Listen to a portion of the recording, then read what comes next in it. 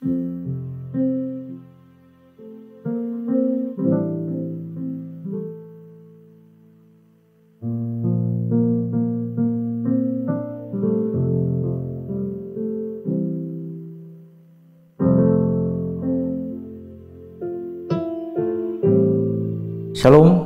selamat pagi saudara.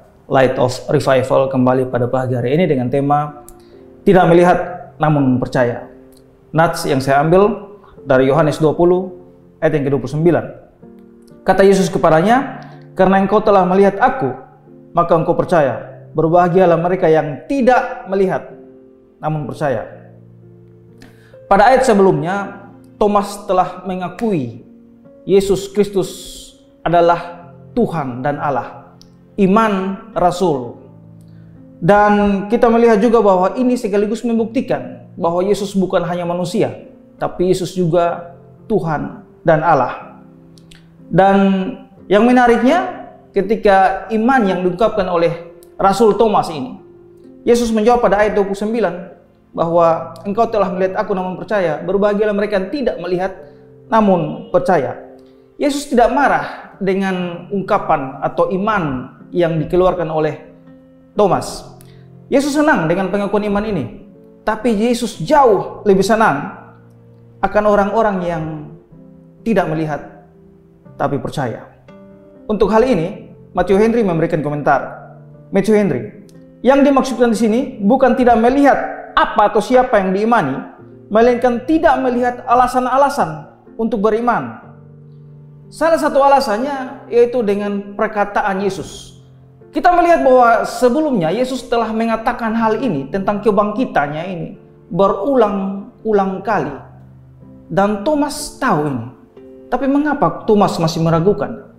Kita bisa lihat di Matius 16 ayat 21. Sejak waktu itu Yesus mulai menyatakan kepada murid-muridnya bahwa ia harus pergi ke Yerusalem dan menanggung banyak penderitaan dari pihak tua-tua, imam-imam kepala dan ahli Taurat, lalu dibunuh dan dibangkitkan pada hari ketiga. Harusnya Thomas tahu ini, dan Thomas lebih percaya ini bahwa Yesus telah mengatakannya.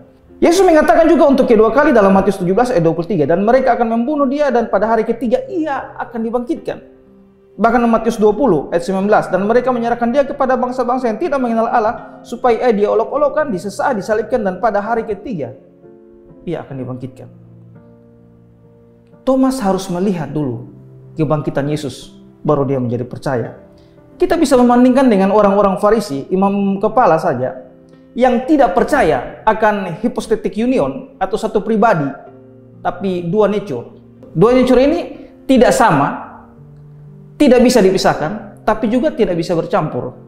Tentang hal ini, walaupun mereka tidak percaya Yesus adalah Tuhan dan Allah, tapi mereka mengingat apa yang pernah dikatakan Yesus. Matius 27 ayat 62-63.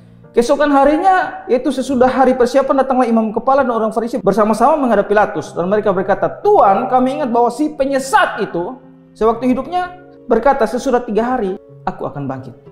Banyak hal dalam hidup ini yang tidak perlu kita lihat, tapi kita harus percaya. Kita bisa lihat dari cerita-cerita Alkitab, tokoh-tokoh Alkitab, banyak hal yang mereka lakukan. Pada saat orang Israel menyeberangi laut Teberau, yang mereka lihat hanya laut, tapi mereka tidak percaya akan tuntunan penyertaan Tuhan melalui Musa.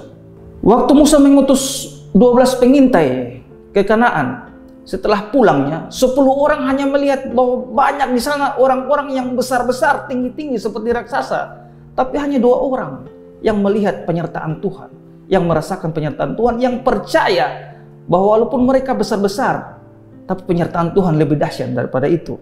Saudara-saudara, Daud juga hanya melihat Goliat sang raksasa itu, tapi mereka tidak percaya akan penyertaan Tuhan, sehingga Daud bisa membuktikannya dengan mengalahkan Goliat.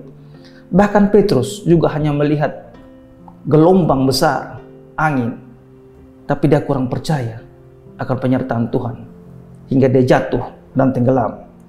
Lihatlah bagaimana Allah dalam sepanjang sejarah kekristenan menyertai, memberkati orang-orang dengan luar biasa. Mungkin hal di depan mata kita adalah sesuatu yang menurut pikiran kita tidak mungkin untuk kita halau, tidak mungkin untuk kita lalui. terlalu banyak hal yang kita bisa lihat dengan mata kepala, yang kita bisa rasakan, untuk mustahil kita bisa lewati. Tapi percayalah, Allah kita hidup. Kita percaya kepada Yesus Kristus Tuhan sebagai Tuhan dan Juru Selamat kita. Karena itu, walaupun kita tidak melihat Yesus Kristus, tapi kita percaya bahwa Tuhan kita hidup dan telah bangkit. Maka berbahagialah kita yang tidak melihat, tapi percaya.